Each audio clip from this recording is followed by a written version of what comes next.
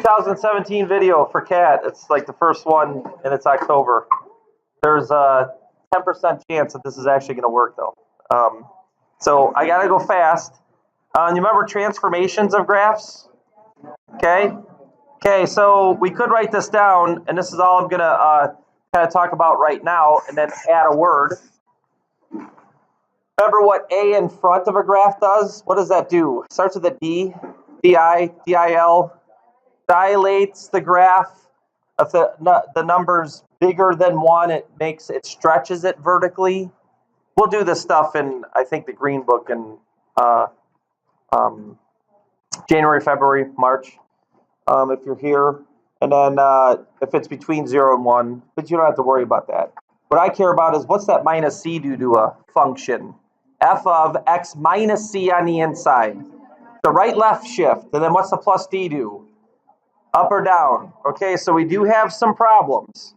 Today, this is going to create a bit of a problem, and I'm assuming you're experts on sine being 2 bowls and cosine being the cosine kid, right? Hiya. Or working with another student from another class, if you just do one cosine curve, doesn't it look like a bird that you draw in the sky, like a bunch of birds, right? So at least you know cosine starts at its high point, then goes to the 0, but now things are going to be shifted. You know, it's not an x-intercept anymore if I shift it up or down. So let's restate it. Cosine starts at its high point, then to the middle is the next critical value, then the low, then the middle, then the high. That's how you get the bird. Oh, I don't have the right here. What I mean by this is critical points for cosine. High, middle, low, middle, high. And if I shift it up or down, doesn't matter. This is just the shifting value of what I shifted it up or down. And then cosine is 2 bowls. It starts at the middle, then high, then middle, then low, then middle. And then this is, you know, where, you know, that would be the x-intercepts, and that's what I'd expect for a sine. 2 bowls for a sine, cosine kid, or a bird in the sky if you want. Just remember these things, and then I'm going to prove it. I'm going to go beyond the Call of Duty. He said duty. All right, here we go. Did you get that? Anyone? Nothing. Okay, so let's take it a step at a time. Sorry, the A value is now called what? The A in front of a function, but A in front of sine is called what? Amplitude, right? So, and it is a vertical stretch or shrinker. If you have a 5 sine, that stretches the curve instead of up to 1 for a high, up to 5, right? We should know that. Okay, so our first tough one. I'm going to show you how you could do this mathematically. In the first one, we're just going to identify the information. Okay, so here we go. Your world's going to be extended. So it is going to be a little bit of, what do you know already about sine? But then what do we got to do about it? And it is going to be tough. But notice what it says. Graph y equals sine of x minus pi over 3 over 1 period. So that means I just want one graph of it. One start of sine and end of sine, and that's it, not more. The right-left shifts are going to be tough. And I already have it down. Shucks. Why is it pi over 3 to the right? Well, what's on the inside of this function? What does it say? X minus. And you always think on the inside opposite. What would a negative move on the x-axis be? Which way should a negative move on the x-axis be? Left. That's why I always say think opposite in there. It's x minus the shift, and then the shift goes right. If it said x plus that shift on the inside, then it'd go left. And you should be pros at this. I know they did this in Math 2 and Math 3. It works the same for sine and cosine. It works for all functions, that idea. So we have to move everything pi over 3 to the right. This is a problem, and it does become an issue about how it looks on your graph. By the way, the numbers are still 1 sine, because I don't see it, and then sine of 1 times x. So A is 1, so the amplitude is 1. What in the world? It's another reason why I don't do videos, because this computer... let me just continue, because I was about to say a bad word. Fumble! 4 things. And then B is 1. Period comes from 2 pi over B. All right, so the period is still 2 pi over 1, which is 2 pi. Oh, that was nice. Okay, now, this is how I have my students always do this. And I couldn't care less. If another teacher does something different, I think this does work out. Instead of going right to the coordinate plane and trying to graph it, think about your critical values. Okay, and then remember this work over here? We were working on our cutting the period into fourths. Cut your period into fourths over here. 0 to 2 pi. Why 2 pi? That's our period, right? Then this one should be easy, but just to go through it again, what's half of 2 pi? What's half of 2 pi? What's half of pi? Then remember what I said. This is pi over 2 away, so is this. So is this, and so is this. So add pi over 2 plus pi over 2, you get 2 pi over 2. That's this one. What's, I'm going to go back. And then what's 2 pi over 2 plus another pi over 2? That's how you get the third one always. You find out how far away all of these are. That's the 1/4 value of the period, and keep adding it to itself. And it doesn't matter how challenging the fraction is. You should be able to do this. But that would have been this graph. Don't write this. And then what was it assigned? So I would have had 0, 0, then 1, 2, 3, 4. These critical values, high, middle, low, middle, and then this would have been the graph, right? But all of these get moved what? Right? Pi over 3. So I'm going to do that math right now. How do I move 0, 0, right pi over 3? I add pi over 3 to this. Well, the first one's easy. Pi over 3 is my first critical value, and I did not want this coordinate plane here. I was just talking about what this might look like. And then let's finish these before I actually do the graph and see what it looks like.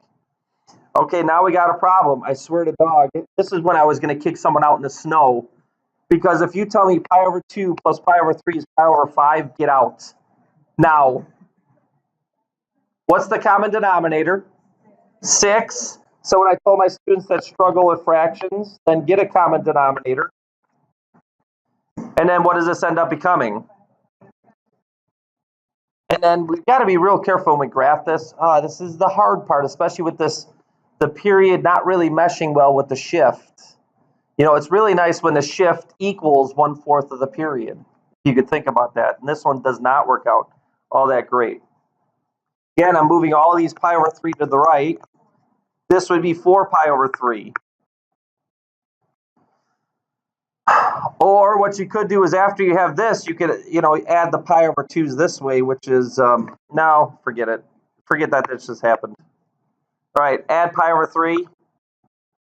Common denominator times 2 times 2 times 3 times 3. Did I do that right? That's 9 pi plus 2 pi. That's 11 pi over 6. And then add pi over 3 to this one, which I lost my add. This is 6 pi over 3, so this is 7 pi over 3. And you can kind of see this pattern. Pi over 3, 4 pi over 3, 7 pi over 3, 5 pi over 6, maybe. I don't know. But just make sure you get all those numbers. Now what your job is to do this. You do have to, and you're lucky that I let you just do one period. So that just means I'm going to go over here. This first one's a little tough. So all I'm going to say is here's 0, 0. So distantly, pi over 3 is a little bit smaller than pi over 2. So I put pi over 3 here. Then I'd make those equal marks a little bit bigger than this distance from here to here. This is a little bit bigger because this is a distance of pi over 2, whereas this is a distance of pi over 3, which is smaller. The bigger the denominator, the smaller the number. And then I make 4 equal marks. 1, 2, 3, 4. So this is 5 pi over 6. This is how you're going to get graded, these labels. 4 pi over 3. 11 pi over 6. Ugh, why does it keep happening? And then 7 pi over 3. And then this is where sign starts. So I can ask the student, That would be u. Pi over 3 comma, what's the answer? Is it 0, 1, or negative 1? I didn't have this shifted up or down. So that's one of my 3 options. This is where sine starts. So this is pi over 3 comma what? 0. This is why I don't do this. I just disconnected the screen, the overhead, by my finger. Did you just see that? Bloop, bloop. I didn't know what the heck I just did. I did none of it. And it just disconnected the... You don't know this on YouTube, but the students are looking at me like, why'd you disconnect the thingamajobber? I can't see the notes, the LCD projector. Let me just stop the video for a second. I can't even stop it. I have no idea what just happened. I really don't. Look at this. I lost my the bottom where I can see how I can turn things on and off. So I guess I have to... Oh my gosh. I know what happened. This is ridiculous. So I just want you to go through this with me. So what happened, see, there it goes again, okay, on accident, project, it changed the projection mode just in the middle of the lesson. Now I have to hit duplicate. Guess what? Our video is not going to work. This is all taping right now, me going through this, and this is what you get to see. So this is exactly what my day is like here at Lockport. I should post this, because this is the worst. I can't even get out of this. Connect. So this stupid screen, my finger just touches something, and it ruins the notes for the rest of the day. Couldn't connect. Look at this. Oh my gosh. I love life. Actually, I do love life. I just hate this computer in this school. It takes me off. Extend, maybe? Oh my gosh. I just... Okay. As soon as I figure this out, well, the movie's over, and then I'm going to post what this is, and then you get to see what Samuelis's life is like. Cancel. Duplicate. Extend. Okay, how do I do this? Oh, wait, something happened. This? I don't. What am I doing? How? And I did none of this. This maybe? Back? It's not what I'm doing. Oh, I need help. Okay, I'm ending this video. Where's the video thing? Is there a video? There it is. Nice. Okay, I'm stopping that video and I'm posting as